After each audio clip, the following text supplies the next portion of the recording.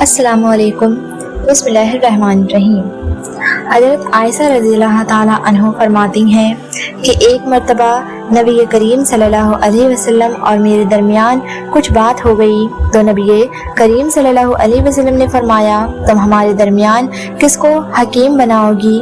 کیا عمر رضی اللہ تعالیٰ عنہ ٹھیک ہیں؟ فرماتی ہیں حضرت عائشہ رضی اللہ تعالیٰ عنہ کہ میں نے کہا عمر رضی اللہ تعالیٰ عنہ نہیں، کیونکہ وہ سخت آدمی ہیں۔ تو نبی پاک صلی اللہ علیہ وسلم نے فرمایا کہ ابو بکر رضی اللہ تعالیٰ عنہ پر راضی ہو کہ وہ فیصلہ کریں۔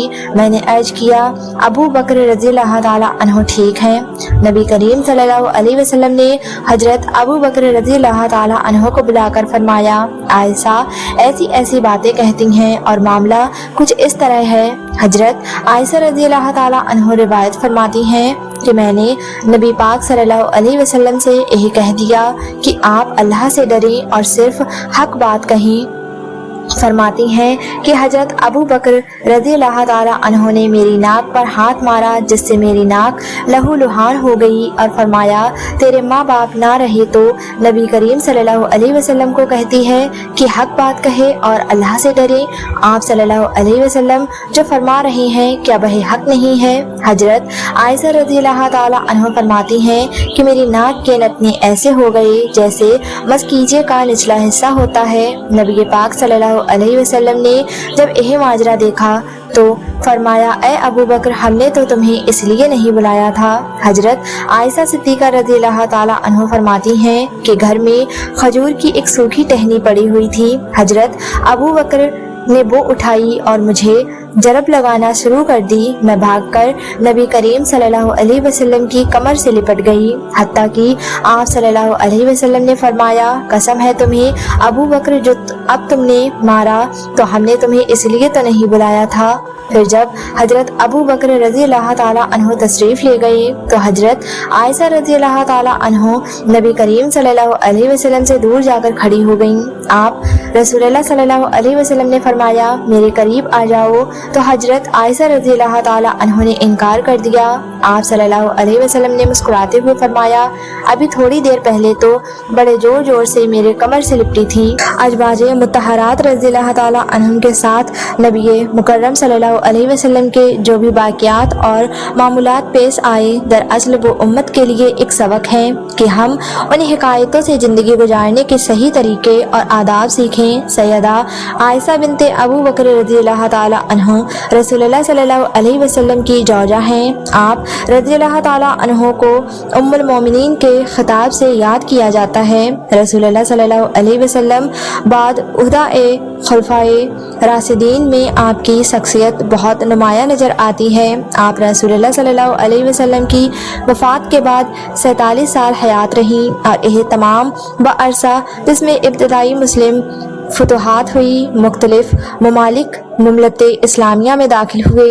علم بحدیث میں حضرت ابو ہریرہ رضی اللہ تعالیٰ عنہ کی روایت کے بعد سب سے زیادہ روایت بحدیث کا ذخیرہ آپ ہی سے روایت کیا گیا ہے۔ آپ عہد نبوی صلی اللہ علیہ وسلم اور عہد خلفائے راشدین کے عینی شاہد بھی تھے اور مزید برآں آپ رضی اللہ تعالیٰ عنہ نے خلافت امیہ کے ابتدائی 17 سال میں ملاحظہ فرمائے۔ سن 678 میں آپ رضی اللہ تعالیٰ عنہ کا انتقال مدینہ میں ہوا۔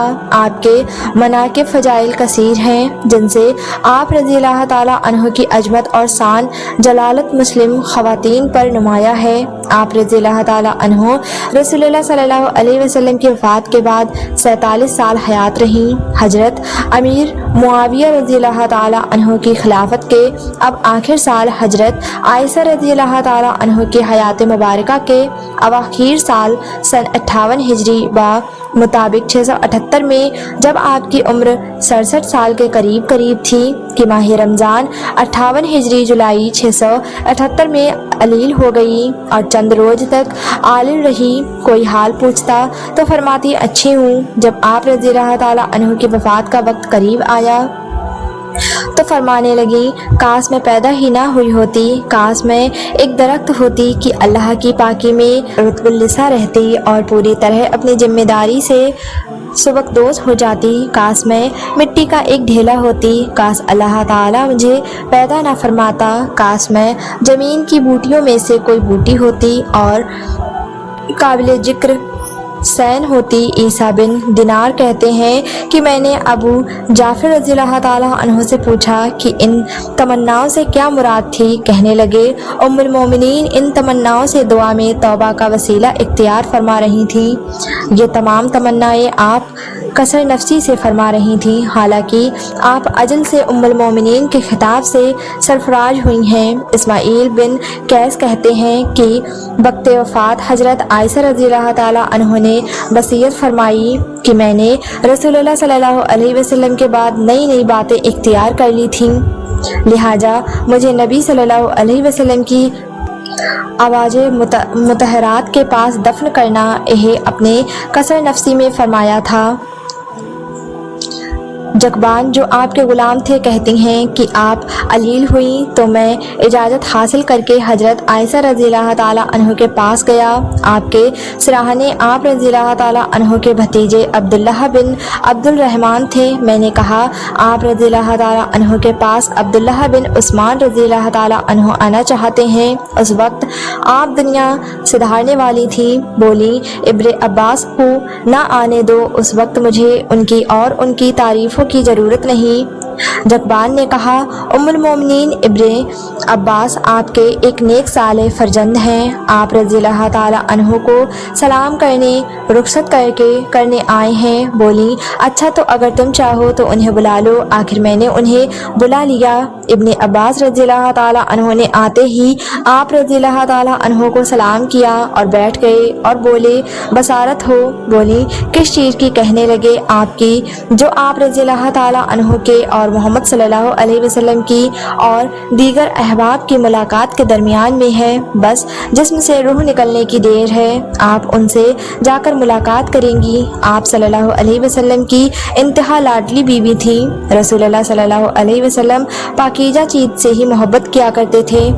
और देखिए, अव्वा के दिन आपका हार खो गया था। उसे ढूंढने के लिए रसूलुल्लाह सल्लल्लाहु अलैहि वसल्लम मंजिल में सुबह तक ठहरे रहे। लोगों के पास पानी ना था। फिर अल्लाह ताला ने तयम्मुम की आयत नाजिल फरमाई। मुसलमानों को यह सहूलियत आप रज़ियल्लाहु ताला अन्हु की बदौलत नसीब हुई। फिर अल्लाह ताला ने आप रज़ियल्लाहु ताला अन्हु की बुर्रात सातों आसमान के ऊपर से उतारी, जिसे रूहुल अमीन लेकर आए। अब ऐसी कोई मस्जिद नहीं जिसमें आप रज़ियल्लाहु ताला अन्हु की बुर्रात की आयतें सुबह शाम ना पढ़ी जाती हों। आप रज़ियल्लाहु ताला अन्हु फरमाने लगी, इब्ने अब्बास, तारीफ़ें छोड़ो उसकी कसम जिसके हाथ में मेरी जान है। मेरी तो यह तमन्ना है कि मैं भोली बसरी हुई जाती।